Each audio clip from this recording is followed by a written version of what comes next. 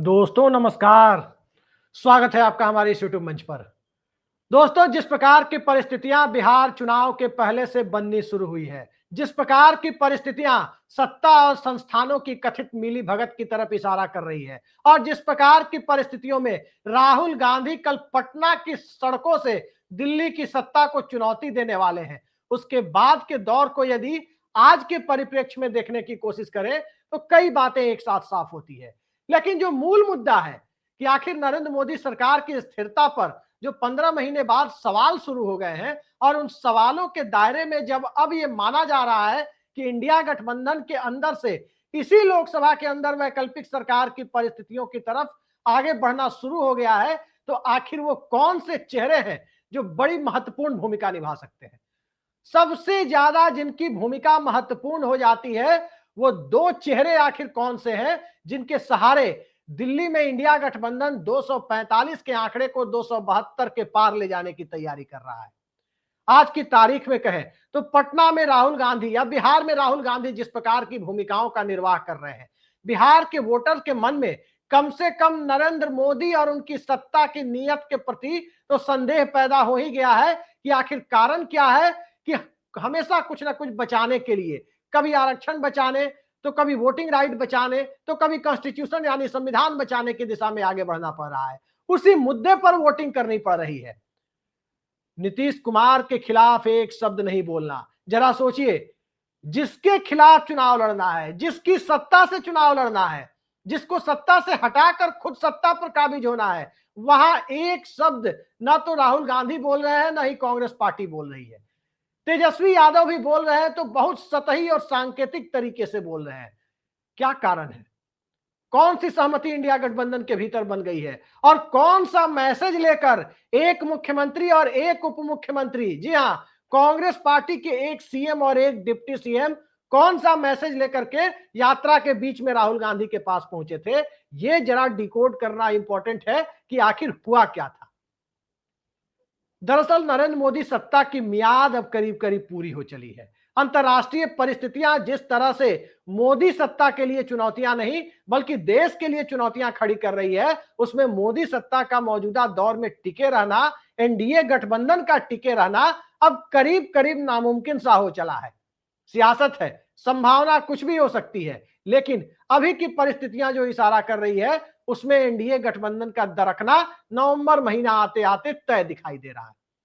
लेकिन जिन दो चेहरों का मैं जिक्र कर रहा हूं दोस्तों, उन दो चेहरों पर यदि आप नजर डालें, इंडिया गठबंधन की अब तक की एकजुटता पर नजर डालें, तो कई सारी बातें साफ हो जाती है। वरना चुनाव के पहले तो बहुत सारे गठबंधन बनते हैं, सत्ता मिलती है तो गठबंधन कुछ दिनों तक टिका रहता है, सत्ता नहीं मिलती है तो चुनाव नतीजे आते ही गठबंधन दरक जाता है। लेकिन राष्ट्रीय सहमति के आधार पर बना गठबंधन एकजुट है। 4 जून 2024 को जो गठबंधन एकजुट था, 9 जून को नरेंद्र मोदी के शपथ ग्रहण के दिन एकजुट था, आज भी एकजुट है। जिन दो चेहरों की मैं बात कर रहा हूं, वो दो चेहरे दरअसल नरेंद्र मोदी की सत्ता के लिए मौजूदा दौर में चुनौती बने हुए हैं। इस देश के अंदर बहुत बड़ी उम्मीद देखी जा रही है इन दो चेहरों से, और इन दो चेहरों में एक मुख्यमंत्री और एक उप मुख्यमंत्री। जी हां, एक को चंद्रबाबू नायडू का दोस्त कहा जाता है, दूसरे को चंद्रबाबू नायडू का शिष्य कहा जाता है, और दोनों अभी कांग्रेस पार्टी के अंदर है। दोनों के साथ समय समय पर चंद्रबाबू नायडू और उनके बेटे नारा लोकेश की मुलाकात भी होती रहती है। कई सारे किस्से भी दक्षिण की राजनीति में चलते हैं कि 3 अलग अलग राज्यों में, जी हां, हैदराबाद में यानी तेलंगाना में, बेंगलुरु यानी कर्नाटक में और आंध्र प्रदेश में, 3 जगह आपस में तालमेल रखने वाले लोग सत्ता पर काबिज हैं। और इन तीनों के बीच जिस प्रकार की सहमति दिख रही है, और उसमें अब चंद्रबाबू नायडू यदि बुलेट ट्रेन की बात कर रहे हैं जो इन तीनों के इलाकों को टच कर रही है, उस बुलेट ट्रेन की परिकल्पना अहमदाबाद मुंबई वाली यानी गुजरात वाली बुलेट ट्रेन जैसी तो नहीं है। सियासत की इस बुलेट ट्रेन पर नई सरकार को पहले सवारी करनी है, दक्षिण के लोगों को बाद में सवारी करनी होगी। अब यह साफ साफ दिखाई दे रहा है, बुलेट ट्रेन दिल्ली की सत्ता के में बदलाव का कारण बनने जा रही है। आखिर जिस मैसेज की मैं बात कर रहा हूं कि कौन सा मैसेज लेकर के गए, अचानक मैसेज लेकर के गए, अचानक यात्रा में उनके शामिल होने का कार्यक्रम बनाया गया। अखिलेश यादव और कुछ अन्य राजनेताओं का भी कार्यक्रम बना, और ये कार्यक्रम इंडिया गठबंधन की एकता दिखाने के लिए बना। तो अखिलेश यादव का आना तो समझ में आता है, हेमंत सोरेन का आना भी समझ में आता है कि यदि वो भी आते तो, ममता बनर्जी भी आती तो समझ में आता। कांग्रेस पार्टी के दक्षिण के दो नेता यदि बिहार की यात्रा में, वोटर अधिकार यात्रा में शामिल हुए, तो उस यात्रा में शामिल होना तो एक बहाना था। दरअसल मैसेज कुछ बड़ा है, और वो मैसेज क्या है? वो मैसेज चंद्रबाबू नायडू की बेचैनी का है, वो नवंबर के आने के बेसब्री के का है, और उससे भी कहीं ज्यादा बिहार के चुनावी नतीजे किस दिशा में जाएंगे उस तरफ एक इशारा है कि दक्षिण से क्या संदेश आ रहे हैं। दक्षिण का संदेश सबको पता है, दक्षिणी राज्यों के हालात भी सबको पता है कि दक्षिणी राज्यों में भारतीय जनता पार्टी को लेकर एक अलग तरह का अविश्वास का माहौल है। बीजेपी के अंदर के उस गुजरात लॉबी को लेकर अविश्वास का माहौल है, जो राज्य दर राज्य छोटे दलों को खत्म करना चाहती है। महाराष्ट्र में उद्धव ठाकरे और शरद पवार की, यानी शिवसेना और एनसीपी जैसी पार्टियों का हस्र करना चाहती है। पवन कल्याण को आंधी बताया जाता है, तो उस आंधी में तूफान की तरह सरपट उड़ जाने के लिए भला कौन सा राजनीतिक दल तैयार होगा? आंध्र प्रदेश को पैसा चाहिए, ट्रंप टैरिफ से निजात चाहिए। ट्रंप टैरिफ की वजह से आंध्र प्रदेश के किसानों की बड़ी दुर्दशा हो रही है, खासकर जलीय किसानों की, जो एक्वा वाटर और एक्वा एग्रीकल्चर में यकीन करते हैं, उनके साथ स्थितियां बदल रही है। तो ये सारे हालात जब बने हुए हैं, तो इन हालातों पर यदि आप गौर करें तो कुछ बातें तो साफ साफ दिखाई देती है। पहले डीके शिव कुमार गए राहुल गांधी से मिलने, वोटर अधिकार यात्रा में शामिल होने के नाम पर गए, जाना भी चाहिए था क्योंकि उनकी पार्टी ही वहां फ्रंट पर लीड कर रही थी उस यात्रा को। उसके बाद रेवंत रेड्डी भी गए, और ये दोनों के पास जो मैसेज है वो मैसेज ज्यादा बड़ा है। वो मैसेज इस तरफ इशारा करता है कि रेवंत रेड्डी की महत्वाकांक्षा भले ही तेलंगाना तक सीमित हो, इंडिया गठबंधन के दूसरे दलों की महत्वाकांक्षाएं और दूसरे दलों की भारतीय जनता पार्टी से निजात पाने की एक कोशिश, दिल्ली में सत्ता परिवर्तन की कोशिश कहीं ना कहीं कांग्रेस पार्टी से ज्यादा बेसब्री से बढ़ती हुई दिखाई दे रही है। ममता बनर्जी की पार्टी, जिस राज्य में 30 से 32% अल्पसंख्यक वोटर हो, वो भाजपा के साथ जाने की सोच भी नहीं सकती। 29 सांसद उनके पास है। कहा जा रहा है भारतीय जनता पार्टी के भी 6 से 7 सांसद ममता बनर्जी के टच में है, जो कभी भी बीजेपी को छोड़कर लोकसभा से भी इस्तीफा देकर टीएमसी में शामिल हो सकते हैं। ये हालात पश्चिम बंगाल के अंदर है। तेलंगाना के साथ साथ आंध्र प्रदेश के अंदर जो स्थिति है, एक इंटरव्यू में देख रहा था, और उस इंटरव्यू से काफी बातें क्लियर हो रही थी। उस इंटरव्यू में हैदराबाद को दिल्ली, बेंगलुरु या मुंबई से कंपेयर नहीं कर रहे, उससे तुलना नहीं कर रहे थे रेवंत रेड्डी। उस इंटरव्यू में वो तुलना किससे कर रहे हैं? इंडिया टुडे को दिया गया इंटरव्यू, तुलना किससे कर रहे हैं? वो कह रहे हैं कि सिंगापुर और न्यूयॉर्क जैसा बनाना है हैदराबाद को। सिंगापुर और न्यूयॉर्क, नरेंद्र मोदी सत्ता के रहते तो हैदराबाद बन नहीं सकता। चंद्रबाबू नायडू को ड्रीम सिटी, यहां तक कि चंद्रबाबू नायडू को हैदराबाद की आईटी क्रांति का जनक तक बता चुके हैं, उसका क्रेडिट तक दे चुके हैं रेवंत रेड्डी।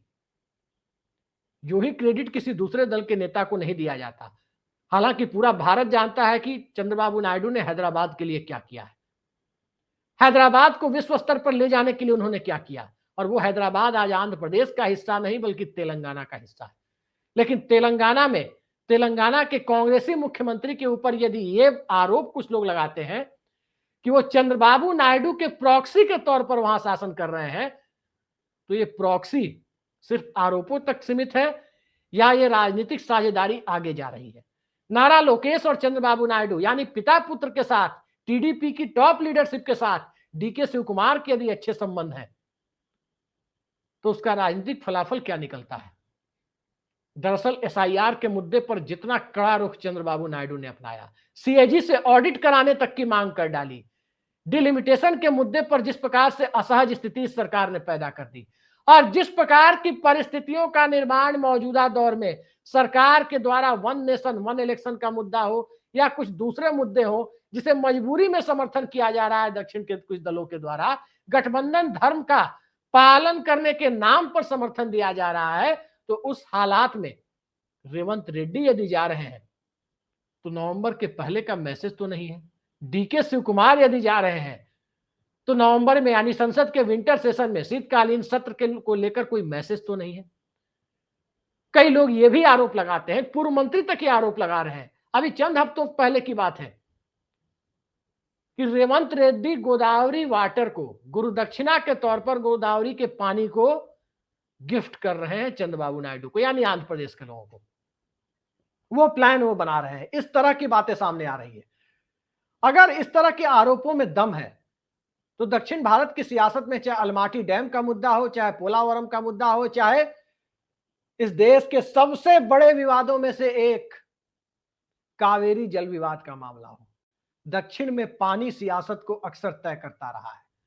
और पानी जब सियासत को तय करता रहा है तो गुजरात लॉबी का पानी कितना बचा हुआ है वो देखना भी मौजूदा दौर में दिलचस्प हो जाता है, क्योंकि बिहार की सियासत में जो हो रहा है, बिहार में जिस प्रकार से नीतीश कुमार पर नहीं नरेंद्र मोदी को निशाना बनाया जा रहा है और आम लोगों के बीच ये चर्चा का विषय बना हुआ है कि भाई जिस सत्ता से चुनाव लड़ना है, जिसे सत्ता से हटाना है, उसके खिलाफ एक एक शब्द सोच समझकर बोले जा रहे हो, यानी नीतीश कुमार को एक तरह से आरोपों के दायरे से बाहर रखा जा रहा हो। तेजस्वी यादव भी कह रहे हो कि चचा चक्रव्यूह में घिर गए हैं, तो चचा के प्रति चक्रव्यूह में घिरने जैसे शब्दों का प्रयोग ये सहानुभूति का ही द्योतक है, सहानुभूति ही दर्शाया जा रहा है, तो उसके बाद कहने के लिए कुछ बच नहीं जाता। फूड प्रोसेसिंग मिनिस्ट्री में, खाद्य प्रसंस्करण मंत्रालय में आखिर चिराग पासवान क्या कर रहे हैं?